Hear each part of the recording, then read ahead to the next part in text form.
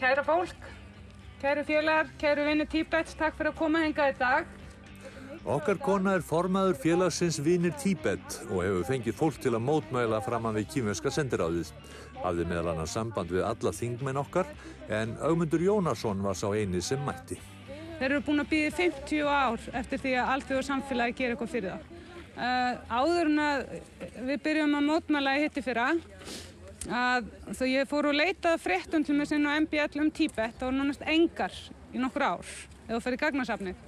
Og við byrjum að mótmæla, þá byrjaði fólk að skrifa greinar, það komst í umræðuna og svo framvegis. Þannig að það er kosturum við mótmæli og beinar aðgerðir og oft eina úrræði sem maður hefur til að koma málefnum að í fjölmiðlum, að það er að fara og gera eitthvað.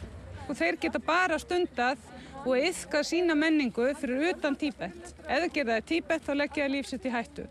Og ef þeir eiga tíbeskan fána þá fara þeir í fangis. Ef þeir eiga mynda Dalai Lama þá fara þeir í fangis. Og það er engin skemmtivist í að yfirleitt er fólk pyntað svo hryllilega þar að mann er óar við því að heyra frásagnar. Þannig að Kínverjarnir eru vondumennirnir þarna? Ég myndi ekki segja Kínverjarnir, heldur kínversk yfirvöld.